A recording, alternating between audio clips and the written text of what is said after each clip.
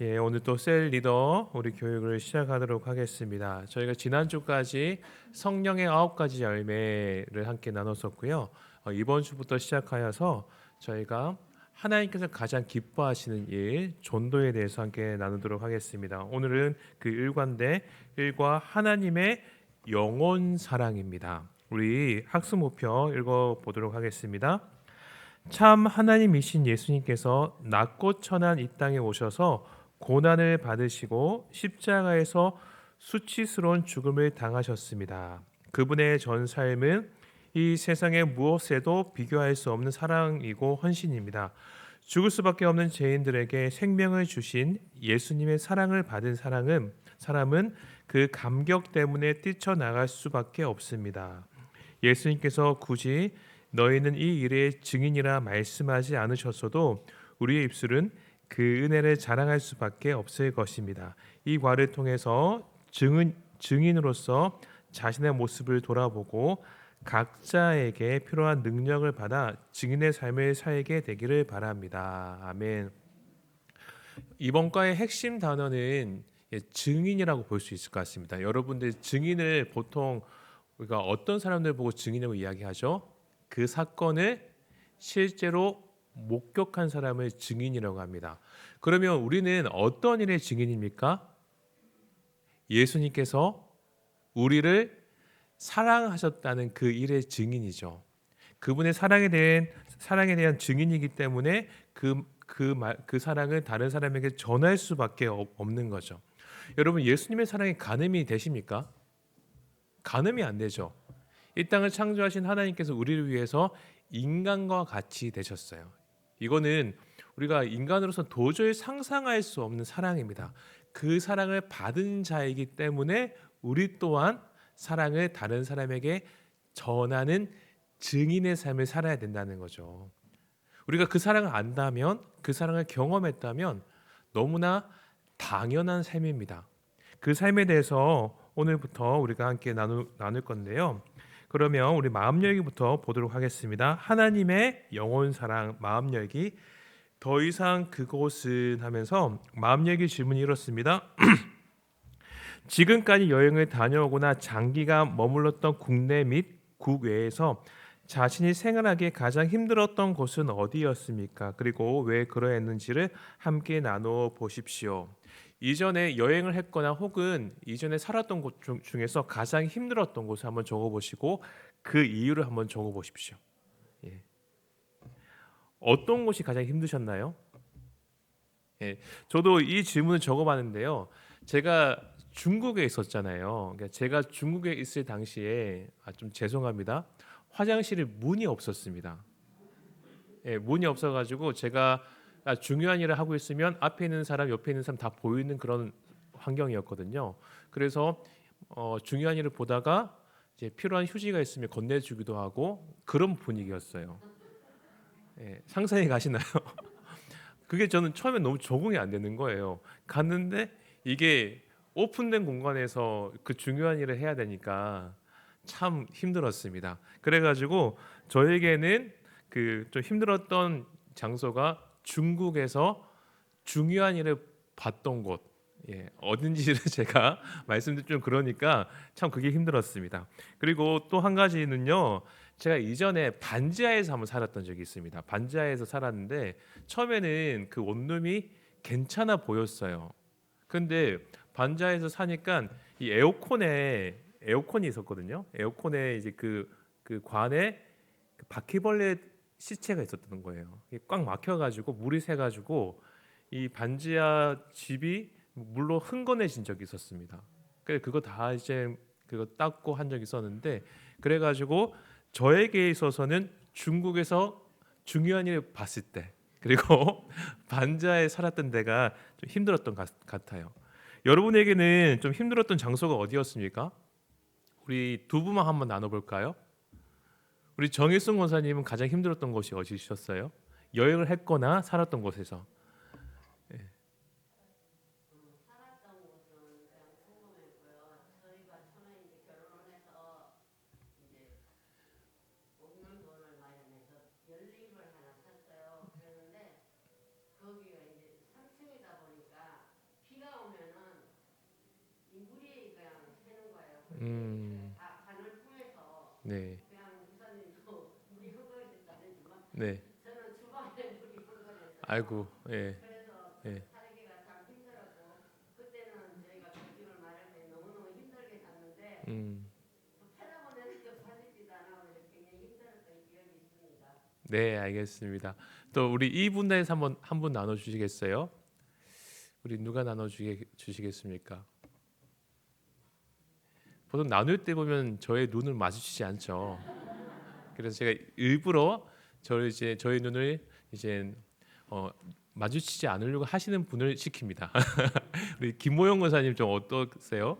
어떤 것이 가장 힘드셨나요? 네, 네, 네, 네,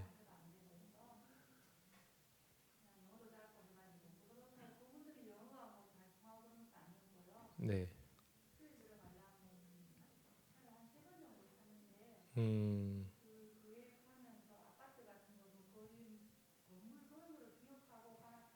음, 음,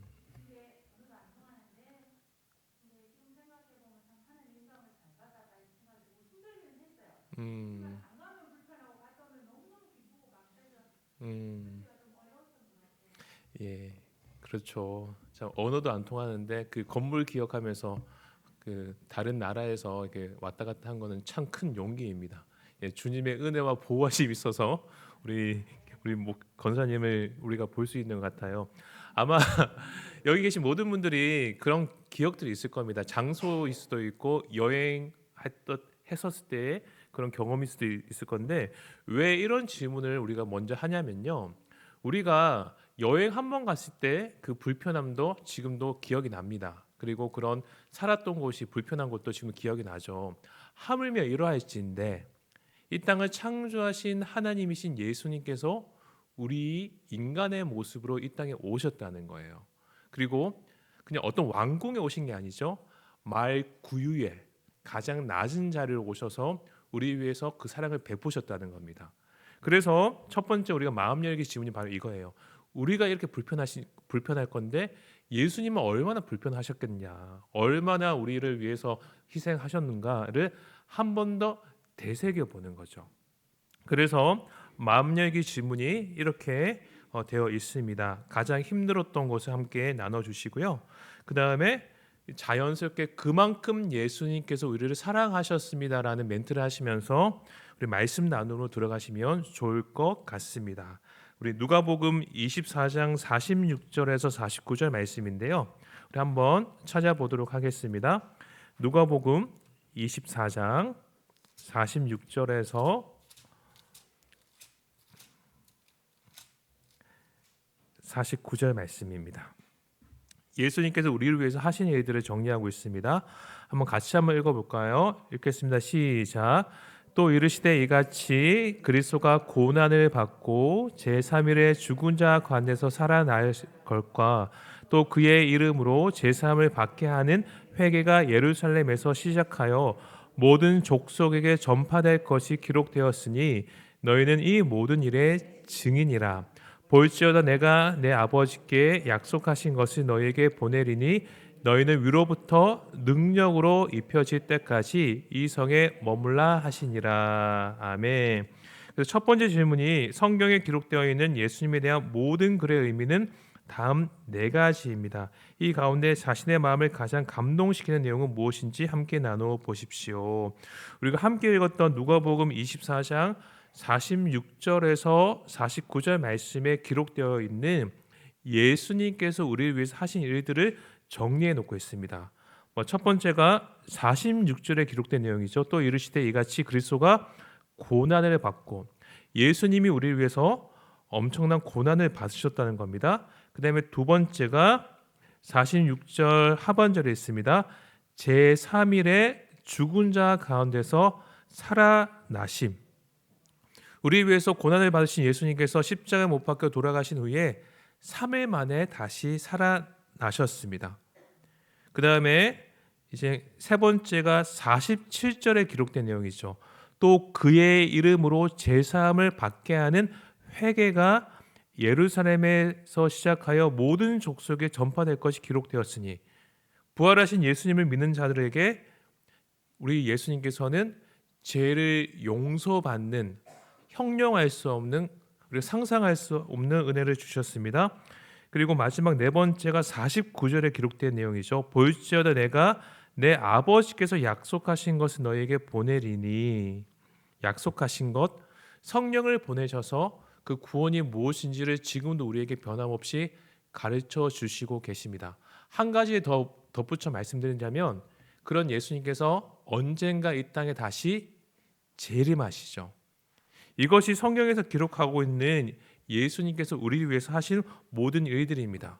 이 일들 중에서 무엇이 자신의 마음을 감동시키는지를 함께 나누어 주시길 바랍니다. 그래서 첫 번째 질문을 하면서요, 좀 말씀을 함께 나누면 좋을 것 같습니다. 누가복음 24장 46절에서 49절 말씀을 좀 면밀히 보면서 예수님께서 우리를 위해서 이런 일들을 하셨다라는 것을 좀 세런들과 좀 나눠 주시면 좋을 것 같습니다. 이 땅에 오신 것 자체가 은혜이죠. 근데 그분이 가장 낮은 모습으로 오셨고 또한 낮은 모습으로 오신 그분께서 3일 만에 부활하심으로 우리의 모든 죄를 용서해 주셨다는 겁니다. 우리는 바로 이 일의 무엇이라고요? 이 일의 증인이죠. 우리 48절 말씀 함께 읽겠습니다. 시작. 너희는 이 모든 일의 증인이라.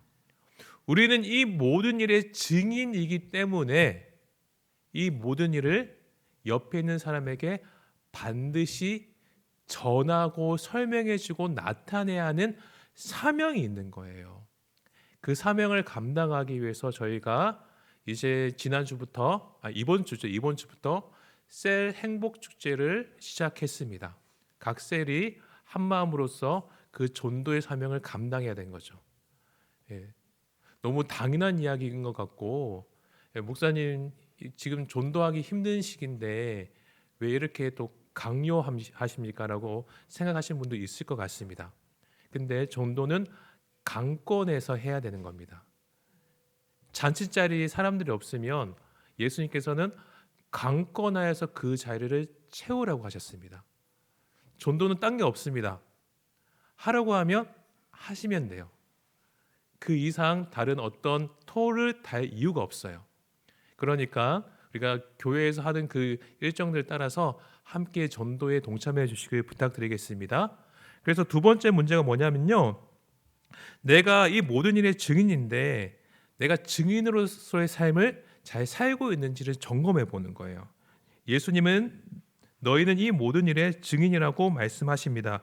여기서 너희란 예수님을 믿는 모든 사람들을 뜻합니다. 내가 소속한 곳에서 나의 증인 지수를 점수로 환산한다면 몇 점 정도 줄 수 있다고 생각하십니까?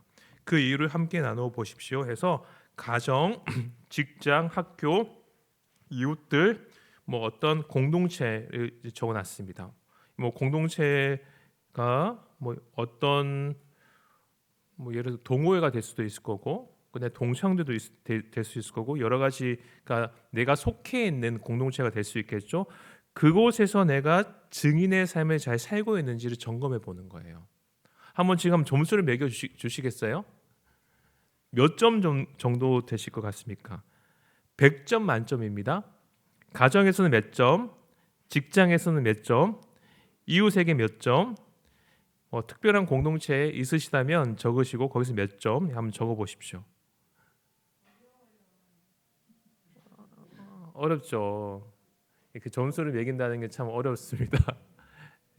마음도 많이 찔리고 그런 질문이긴 한데 그래도 한번 자신을 점검해 보는 차원에서 한번 해보시면 좋을 것 같아요. 이거는 제가 그거 묻지 않겠습니다. 그냥 개인이 스스로 한번 점검해 보십시오.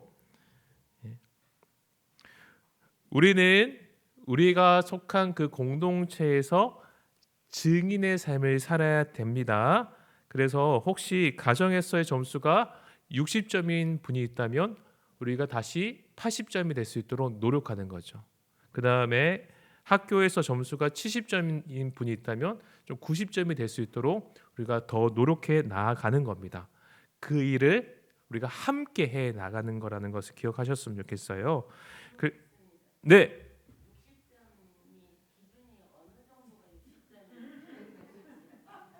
어,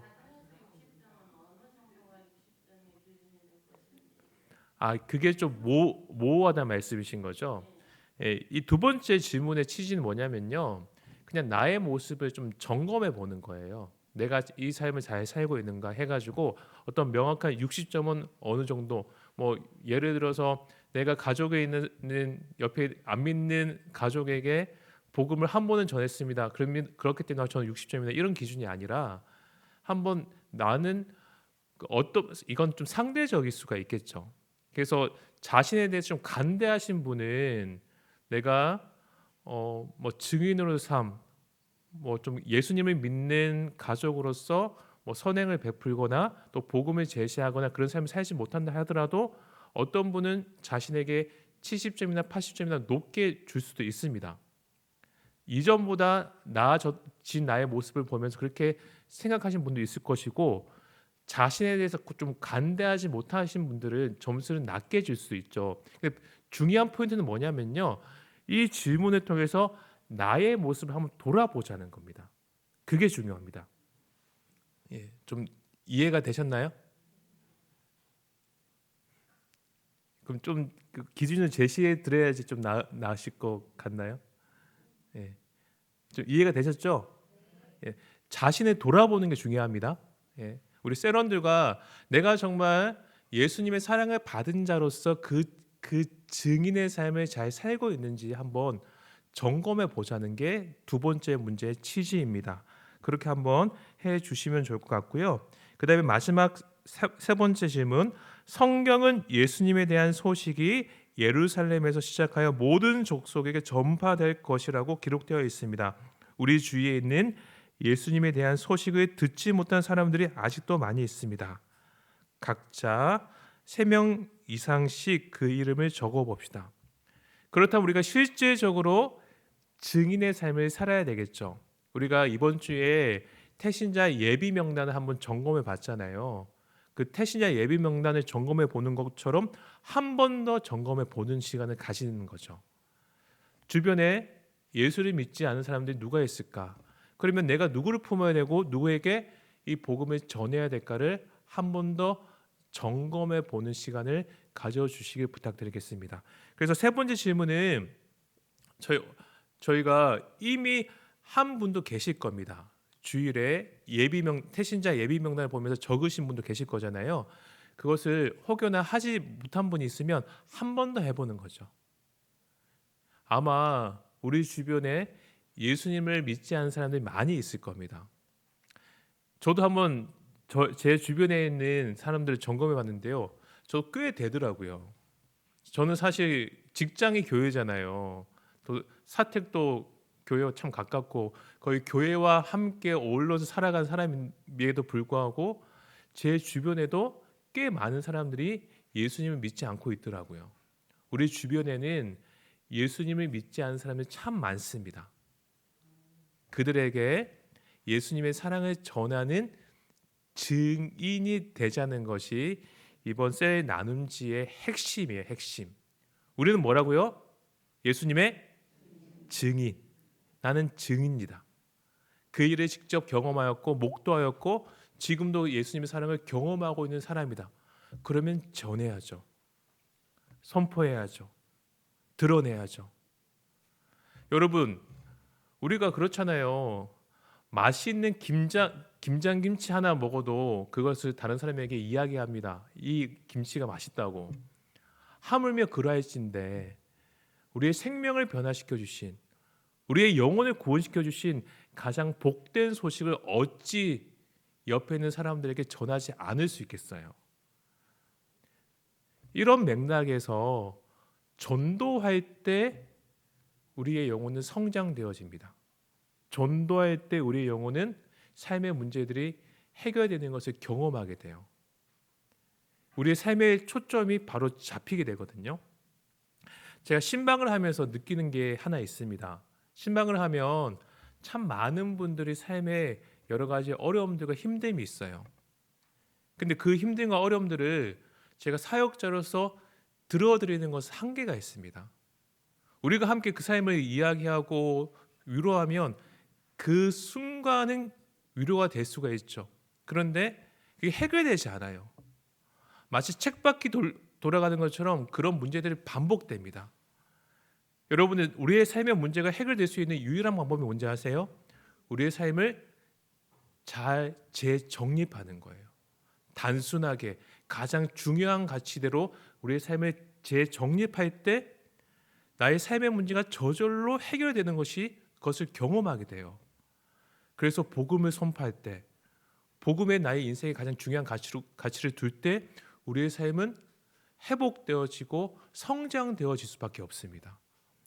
그래서 담임 목사님께서 이 셀 행복 축제만 계속 반복하는 교회가 참 건강하게 성장한다는 말씀을 하셨잖아요. 그럴 수밖에 없어요. 삶은 사실 단순한 거잖아요. 그 복음 가운데 나의 삶을 잘 정립할 때 우리의 삶 또한 회복됩니다. 저는 이걸 가지고 함께 기도하고 있습니다. 우리 교회 성도님들 한 분 한 분이 이번 셀 행복 축제에 정말 온 마음으로 참여하여서 주님께서 나의 삶을 만지시는 것을 경험하셨으면 좋겠다. 복음에 나의 인생에 가장 중요한 가치를 두었을 때 하나님이 어떻게 나의 인생을 만지시는지를 우리가 함께 경험했으면 좋겠다. 저는 그런 소망을 가지고 지금도 기도하고 있습니다. 우리 여기 계신 셀 리더분들도 동일한 소망을 가지고 우리 셀 원들에게 도전해 주시길 부탁드리겠습니다. 우리가 한 마음으로 나아갈 때 우리의 삶은 분명 회복될 거예요. 믿으시죠? 믿으시죠? 예, 그 믿음으로 함께 나아갔으면 좋겠습니다. 혹시 질문 있으세요?